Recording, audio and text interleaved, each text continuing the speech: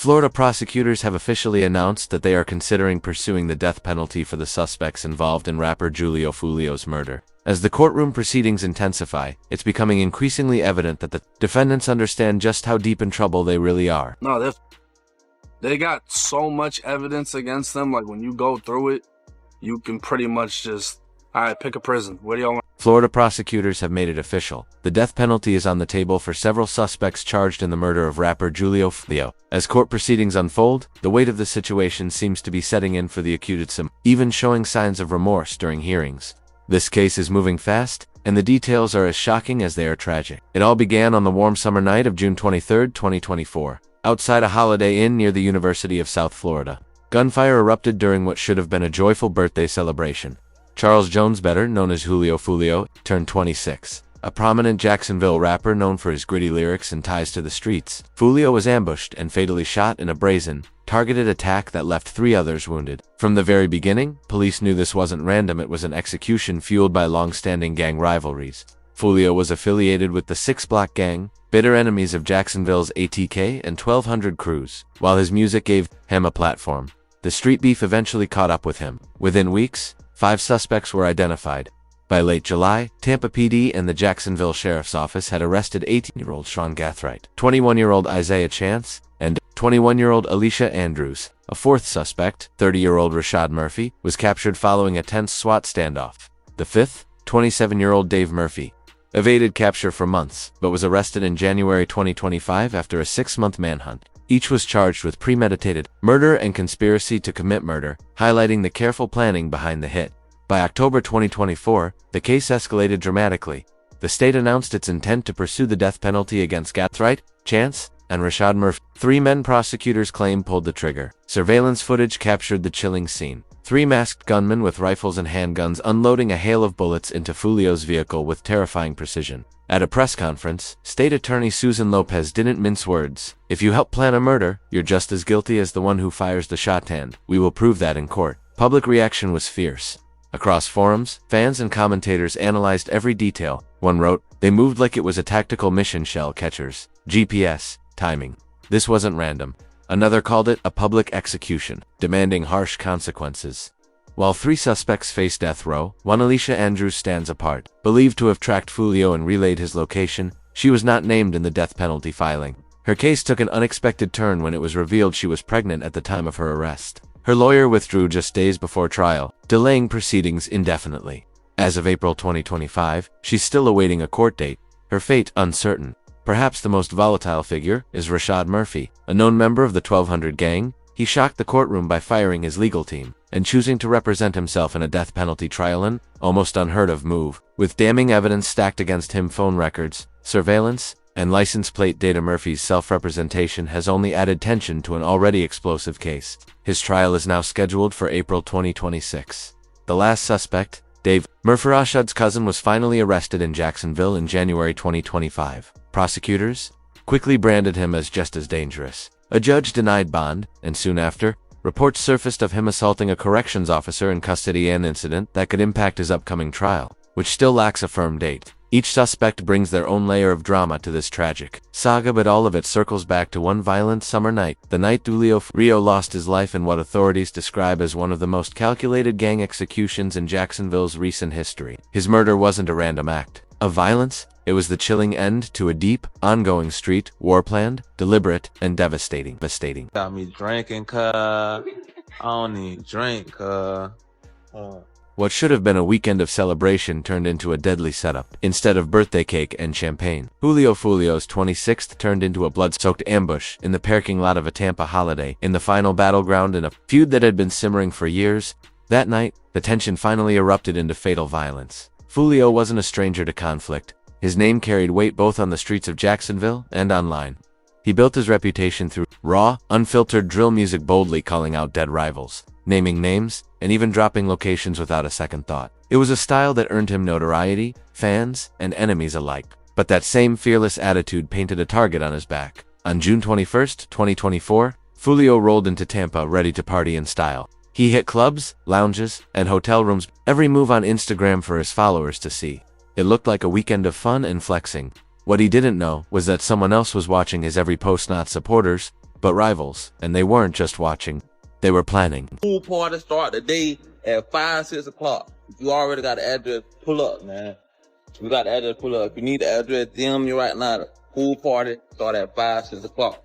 DM me for the address or DM Foolio booking ESPN. I'm gonna put it right here. What began as a birthday weekend for Julio Foolio quickly unraveled into a carefully orchestrated setup, 1 year in the making.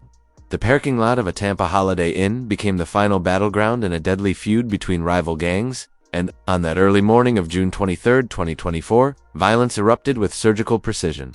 2 scouts were already on his trail, 21-year-olds Isaiah Chance and Alicia Andrews, both with known ties to Jacksonville's feared ATK crew. They weren't just watching Foolio's Instagram stories like fans, they were actively tracking his every move. According to court documents, they relayed real-time updates to Rashad Murphy of the 1200 gang and his younger accomplices, Sean, Gathret, and Dave Murphy. Surveillance footage even caught Chance and Andrews outside Teaser's Gentleman's Club, one of Foolio's birthday stops. On June 22nd, they never went inside. Instead, they stayed parked outside watching, recording, and reporting. Andrews, authorities say, acted as the lookout, using encrypted messaging apps to communicate with Rashad. Chance reportedly coordinated logistics directly with the shooters. Meanwhile, Rashad Murphy and his crew weren't out partying. They were getting ready. Police allege they armed themselves with a 9mm handgun and 2 rifles equipped with extended magazines before making the 3-hour drive from Jacksonville to Tampa in a silver Toyota Camry. By the time they reached a safe house in the Sulphur Springs neighborhood, the plan was already in motion.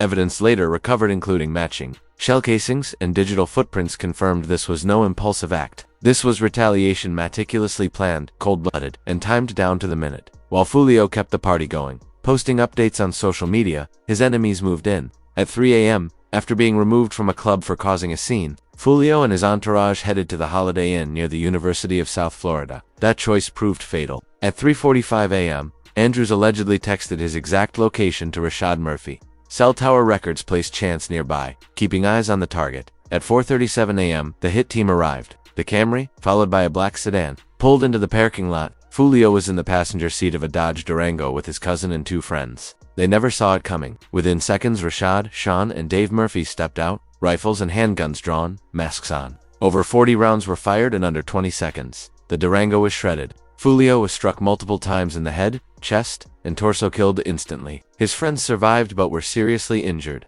One later told police it was like a war zone. The shooters fled immediately. Traffic cameras captured the Camry racing down I-275, while the black sedan sped off in a different direction. Chance and Andrews shut off their phones and vanished, clearly trying to erase their digital trail. By the time police arrived minutes later, the hotel parking lot was in ruins. Spent shell casings littered the pavement, glass was everywhere, tires punctured, and Foolio's body slumped lifeless in the front seat. He was pronounced dead at 4:45 a.m., just hours after celebrating life. It had been violently taken. The indictments that followed painted a chilling picture. Gathright, just 18, was captured on surveillance unloading one of the rifles. Rashad Murphy, the alleged ringleader, not only drove the Camry, but also fired another rifle. Dave Murphy is accused of firing the 9mm directly into Foolio's window. Andrews and Chance may not have fired weapons, but they were the eyes and ears of the operation, critical pieces of the plan. So why Foolio? The answer lies in years of gang warfare. His lyrics, lifestyle, and affiliation with KT, I killed him. All made him a marked man. These weren't just rap clicks. KTA, rooted in Jacksonville's 6th block, and rivals ATK and 1200, weren't exchanging bars, they were exchanging bullets. Foolio's music, especially songs like Dead Ops and When I See You, were provocative and personal. The latter mocked the death of an ATK affiliate, complete with funeral references. ATK fired back with tracks like Who I Smoke, turning the names of Foolio's dead friends into punchlines over a cheery pop beat. The views soared, so did the body count. From 2017 to 2024, over 30 murders were tied to the KTA-18K conflict. Many were young rappers or those caught in the crossfire. Foolio wasn't just caught in it, he was one of the central figures. And if he feared for his life, he never let it show. In 2018, he was shot while driving through Moncrief. A bullet tore through his leg. Hours later, he posted a photo of his bandaged wound with the caption, "All this money on my head, I'm supposed to be dead." But instead of backing down, he leaned into it, turning pain into lyrics and near-death experiences into viral bars. That defiance made him a star. It also made him a target. In the end, it wasn't a diss track that ended his life. It was a bullet. But the message behind it had been building for years. Foolio's murder wasn't random. It was revenge delivered with military precision and ruthless intent. I walked through the cut, I'd say probably like 5-10 minutes later, somebody pop out the cut, go to shooting. Boom, boom, boom. I got hit on my hip, and my hip popped out of place, and I was just crawling, looking back, looking at him still shooting. You know. 2 years after surviving his first attempt, the bullets came flying again. This time it was 2020, and once more, Foolio found himself in the crosshairs. His car was riddled with gunfire in a clear assassination attempt, but incredibly, he walked away unharmed. Instead of laying low, he came back harder, dropping a defiant track titled List of Dead Ops, taunting his enemies and practically daring them to try again. The cycle of violence kept spinning. Shootings, diss tracks, retaliation, and repeat. Friends and family begged him to step back, to leave Jacksonville, to stop pouring fuel on an already raging fire. But Foolio lived by a code one forged through pain, loyalty, and street pride. In his eyes, the only way to honor the people he lost was to keep speaking out, even if it meant dying for it.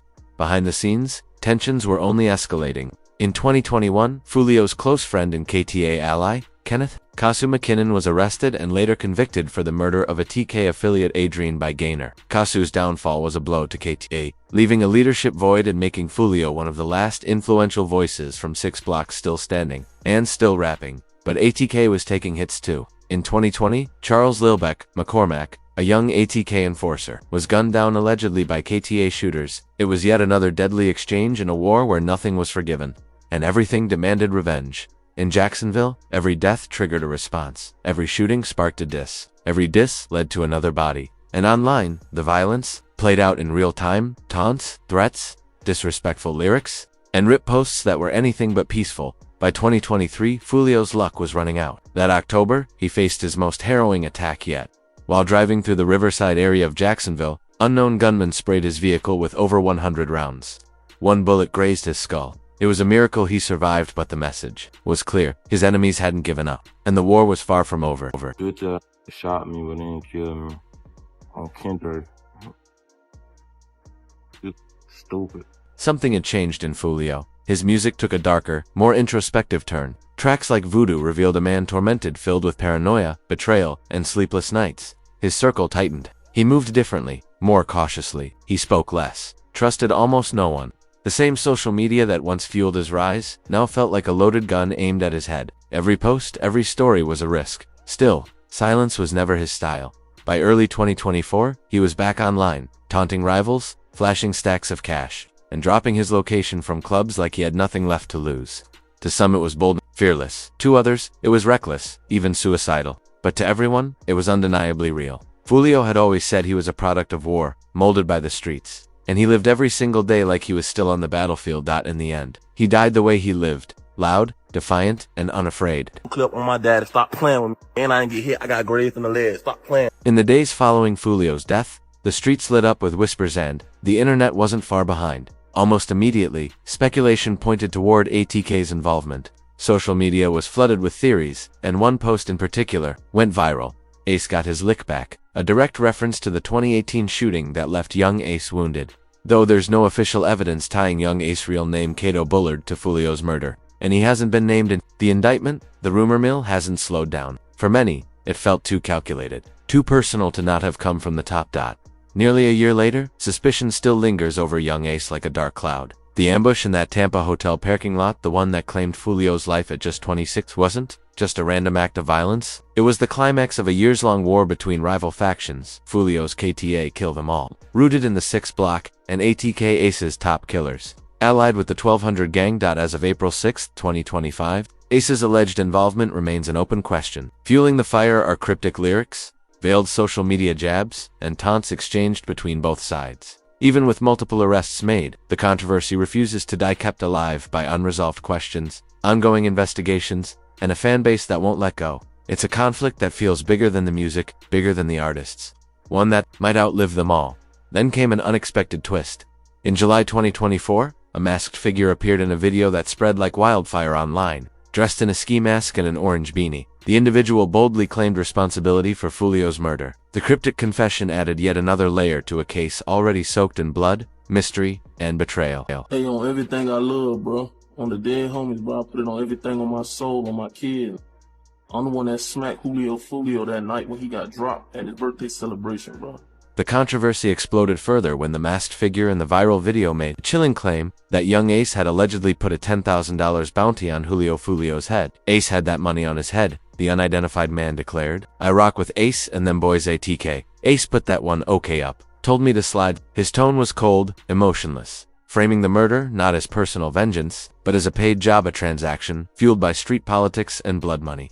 He put that bread up, and whoever wanted to take it, took it. So I took that.